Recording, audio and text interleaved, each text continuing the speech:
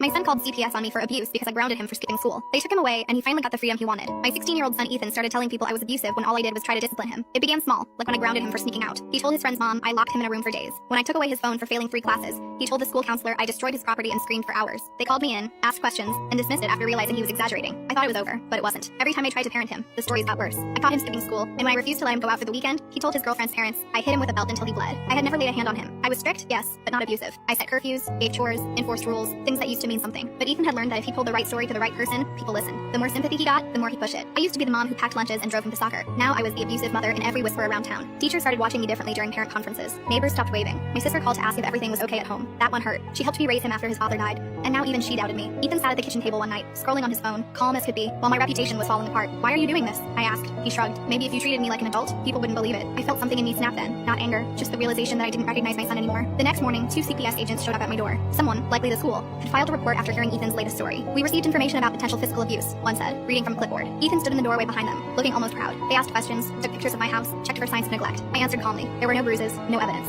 Still, they said they'd follow up. 2 days later, they came again, this time with a court order. Ethan had told them he was terrified to live with me. They said they were placing him in temporary custody for his safety. I watched as they packed his bag, my son grinning like he finally won something. I didn't fight it. I just stood there, numb, as they drove off. The silence afterward was unbearable. His room was exactly how he'd left it. Messy, posters crooked, half-empty soda cans on the desk. For the first time in years, the house was quiet. Too quiet. I didn't know whether to cry or scream. Weeks passed. CPS called for updates, but I wasn't allowed to see him. They said he was adjusting fine in foster care. "He's safe and cooperative," the social worker said. Safe. That word stung. I was still attending every required meeting, still complying with every ridiculous inspection. They never found a single mark. No proof. Nothing. Eventually, they started realizing his stories didn't add up. He told them I locked him in a closet for hours, but the officer who visited my house saw the so-called closet, a storage nook full of holiday decorations. Then he claimed I starved him, but every record from his doctor showed he'd been gaining weight. The story started crumbling under the smallest bit of truth. I think Ethan started panicking when he realized the people who believed him were also the ones controlling his life now. The freedom he thought he'd gained disappeared under their rules. Curfews stricter than mine, mandatory counseling, no late-night phone calls. When the honeymoon period wore off, he began begging to come home. I got the call one Thursday afternoon. "He's been having trouble adjusting," the social worker said carefully. "Would you be open to a supervised meeting?" I said yes before she finished the sentence. They brought him to the office the next day. Ethan looked different, not in a physical way, but in his eyes, like someone who finally understood consequences. He barely met my gaze. "Hey, Mom," he said quietly. "Hey," I replied. We sat there in awkward silence until he blurted, "I didn't think it would go this far." My throat tightened. "You didn't think accusing your mother of abuse would go far?" He winced. "They said I'd get to stay with a family who'd let me do what I want. I thought it would be better, but it's worse there. They don't care about me, just the rules." I wanted to be angry, but what came out was exhaustion. "That's what parenting is, Ethan. Rules, responsibility, the things you hated." He nodded, tears threatening. The social worker watched from across the room but didn't interrupt. Ethan wiped his face. "I just wanted you to listen to me." "I was," I said. "You just didn't like what you heard." He didn't answer. 2 weeks later, the court reviewed everything. Every allegation was proven false. They offered to return him home immediately, but I asked for 1 more month, not as punishment, but to make sure he understood what he'd done. When he finally came back,